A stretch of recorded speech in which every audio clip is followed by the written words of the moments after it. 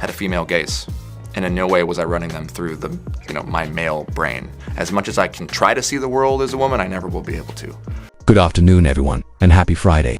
January 19th, 2026. I have all your news for your rush hour ride home. Can you believe we've made it to the end of this intense week? We have a lot of updates to cover. First, the ongoing Blake Lively versus Justin Baldoni story continues to unfold with conflicting information. Baldoni has essentially called director Claire Obey a liar, and I'll explain exactly why. Next, we turn to a major cultural moment. Conservative podcaster Sean Ryan and podcasting icon Joe Rogan are publicly questioning by extension, the Trump administration, over their handling of ongoing riots. Meanwhile, Elon Musk is calling for the Insurrection Act, a move that appears to be part of a larger strategy. I'll break down what this could mean, not to incite fear but to outline the potential plans and implications, highlighting the increasingly authoritarian undertones in these developments. On a lighter note, if you haven't joined the conversation on Instagram yet, now's the time. We're closing in on 100,000 followers, just 6,700 away on. I truly appreciate all the support during this incredible growth period. Turning back to entertainment news, the story sweeping the nation involves Claire Obey allegedly lying about Baldoni being banned from the Empire Waste set. The details are as follows. Wayfair initially provided Obey with a $2 million budget, with additional financing arranged later. Wayfair then required her to reduce her equity since new investors were involved as standard practice in film financing. Baldoni objected, and Claire allegedly claimed he was being verbally abusive. This highlights how crucial it is for Baldoni to document interactions in the industry, given how easily situations can be misrepresented. In deposition, Baldoni was asked if he had ever been accused of harassment, to which he replied that, to his knowledge, he never had. This contrasts sharply with the narrative presented in recent media coverage, which made it seem as though Baldoni had a history of such accusations. Unlike other cases involving multiple accusers, the allegations in this situation appear to originate primarily from Blake Lively, making it difficult to separate fact from manipulation. Adding to the complexity, Lively's claims include threats to leave her agency, a move that could cost the agency hundreds of millions in long-term revenue, demonstrating the high stakes involved in this dispute. Of the comic book movies and related projects, illustrate just how much money is at stake and the financial pressure for people to align themselves with Blake Lively's interests. Regarding Empire Waste, Claire Obey's project, Baldoni testified that he played a significant creative role. He helped with casting, connected Obey with the film's main song, gave notes during editing, and even suggested a TikTok campaign to find the lead actress. He visited the set, offered guidance, and supported Obey throughout the process. While not equivalent to a full-time producer on the ground, he explained that this was simply part of the contributions he typically makes in projects he's involved with. When asked if Obey ever accused him of misconduct, Baldoni stated unequivocally that she had not, and he had never heard from anyone that Obey had concerns about his behavior on set. He acknowledged awareness of a declaration Obey had filed alleging he was verbally abusive, but he found such accusations hard to reconcile with the facts. According to him, the only contentious exchanges involved financial discussions, telling someone that the project was significantly over budget, not anything that could reasonably be considered verbal abuse. Baldoni emphasized that while abusive behavior exists in some professional environments, there was no evidence of inappropriate behavior toward Obey beyond the standard pressures of managing a production. The declaration Obey filed stated that she experienced repeated negative interactions with Baldoni, including verbal abuse, and requested that he not be permitted on set for the majority of production. Baldoni explained that she later clarified she wanted him excluded primarily from promotional activities, due to issues involving Blake Lively, and there was no documented evidence, such as emails, to support her broader claims. When asked directly if he verbally abused Obey at any time, Baldoni responded, "God no." When pressed on whether her declaration was a lie, he carefully stated that he did not want to call her a liar, emphasizing his desire to remain respectful while asserting that he did not engage in abusive behavior. According to his testimony, he maintained a positive relationship with Obey, was regularly invited to the set, and was never asked to leave. While it's theoretically possible that someone could lie under oath, Baldoni's account paints a picture of false or exaggerated accusations and demonstrates a measured, compassionate response in the face of serious allegations. He continues to refuse to outright call her a liar while clearly stating that her interpretation of events is false. Misunderstandings happen all the time, especially in high-pressure environments. People misread tone, intent, or blunt communication, particularly during business negotiations. If Baldoni was being direct and firm about renegotiating terms because a project was massively over budget, that may have felt harsh, but that is also the reality of business. Tough conversations are sometimes unavoidable, and clarity does not automatically equal abuse. What makes this especially interesting is how this entertainment story intersects with a much larger cultural moment. In pop culture and media, Figures like Joe Rogan, regardless of whether people agree with his politics, are openly questioning what is happening in the country. Footage circulating online shows ICE using so-called non-lethal weapons at close range, leaving at least one individual permanently blind. These are taxpayer-funded actions, and polling shows that many Americans strongly oppose this kind of enforcement, viewing it as destructive to the social fabric. It is deeply disturbing to watch a US citizen, including women, being shot in the face under these circumstances. While some defend these actions as justified, most people can clearly see what is happening with their own eyes. Yet public officials continue to gaslight the public. J.D. Vance's remarks, dismissing public concern, only add fuel to the fire, minimizing what viewers plainly saw. The backlash to those comments has been intense, with many calling out the hypocrisy and political opportunism behind them. Adding to the controversy, details emerged showing that the officer involved was able to walk away, to drive himself home, and physically relocate belongings shortly after the incident, casting serious doubt on claims of severe injury. Medical experts even noted that internal bleeding can mean something as minor as a bruise. Despite this, footage was released as supposed proof of wrongdoing, yet it only raised more questions. At the same time, political leaders and influencers continue to escalate rhetoric online. Social media platforms have become breeding grounds for misinformation, and Elon Musk's call to invoke the Insurrection Act has intensified fears. Many believe this has been the strategy all along: provoke confrontation, inflame communities, frame the response as chaos, then justify extreme federal action, deploy ICE aggressively, spark unrest, label it an insurrection, centralize power, and erode democratic norms. At this point, it is difficult to deny what appears to be unfolding in real time. The pattern is clear, the tactics are familiar, and the consequences could be profound.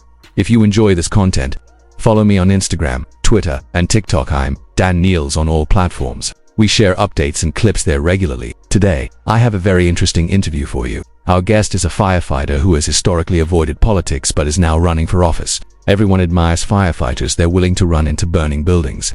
And now this individual is stepping up to serve in government. Before we dive in, a quick word from today's sponsor, Wix. Every business and brand needs a website, and Wix makes it easy to create one, even with zero design experience. Their AI website builder lets you create a professional, ready-to-use site in minutes by simply answering a few questions. Or you can choose from over 2,000 templates. Wix has been powering businesses for over 20 years and helps people create sites that reflect their individuality while scaling effectively. Sign up for free at wix.com. Our guest today is Harry J1, a volunteer firefighter running for Congress in Maryland's 5th District. Harry, thanks for joining us. How are you? I'm doing great, Dave. Excited to be here. He responds. It's been a wild start to the year, and I'm also expecting a child soon. So this year will be very exciting for my family. Congratulations.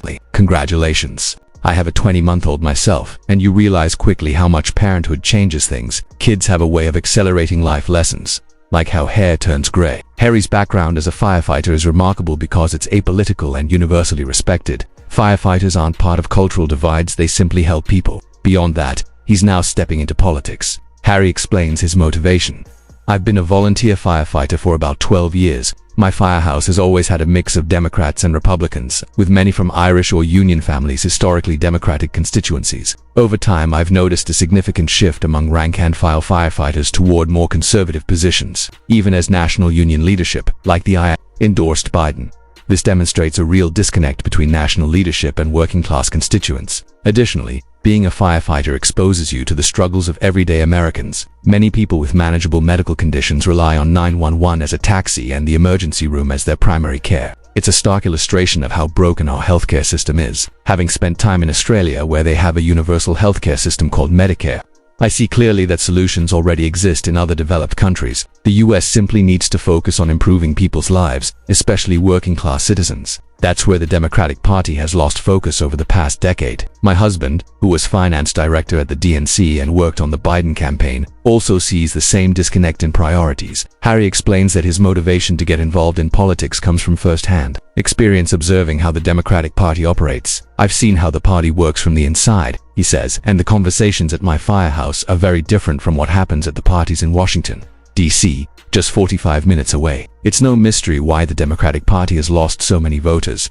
and that's a big part of why I decided to step up. He emphasizes that criticizing the party is not about undermining it, but about making it better. People often think you can't critique the Democratic Party without losing votes, but true authenticity comes from calling out corruption, insider trading, foreign influence, and other missteps. Exposing the bad apples allows those with bold, good ideas to rise, which ultimately strengthens the party. When asked about running in a traditionally safe Democratic seat versus trying to flip a competitive district, Harry explains that the recent announcement that Steny Hoyer will not seek re-election creates an open seat in Maryland's 5th district. "I didn't wait for party elites to give me the green light," he says. Institutional politics has failed people over the past decade. Even with Donald Trump unpopular, the Democratic Party has been viewed as more out of touch. For the past 10 years, Democrats have focused on being anti-Trump rather than articulating a clear vision for the future or improving people's lives.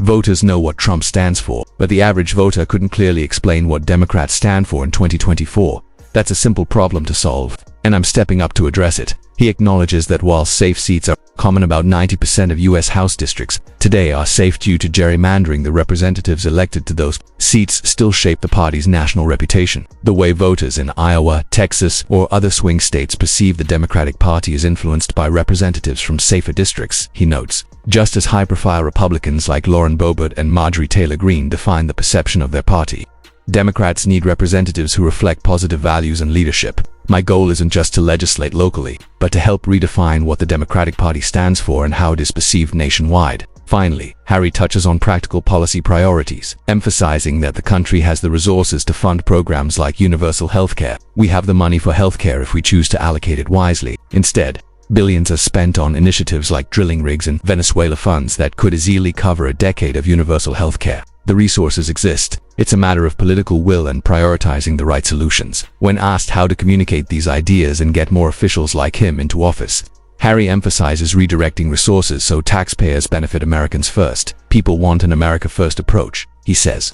"And I'm all for co-opting that slogan. Let's actually activate it in a meaningful way." He cautions against relying solely on American historical comparisons when assessing figures like Donald Trump, noting that while people often compare him to Andrew Jackson or Richard Nixon, a more accurate parallel is Vladimir Putin. "We're in uncharted territory," he explains. "And many Americans aren't prepared for what's coming because we only look to our own history for precedent." Harry highlights how voters can be persuaded to act against their own self. Republicans have perfected this for decades, he notes. With social media amplifying the most emotionally charged stories, it's easier than ever to manipulate millions of voters. For instance, spending billions of U.S. tax dollars to restart crude production in Venezuela benefits well-connected campaign donors. Not everyday Americans, but many voters still support these policies. He adds that the Republican strategy combines nationalistic rhetoric, coded messaging, and sometimes extreme symbols or slogans, and points out that Democrats are not adequately prepared to counter this. Figures like Steny Hoyer and Chuck Schumer entered Congress when the Republican Party still functioned as a normal political party. Today's leadership often treats Republicans as a standard opposition,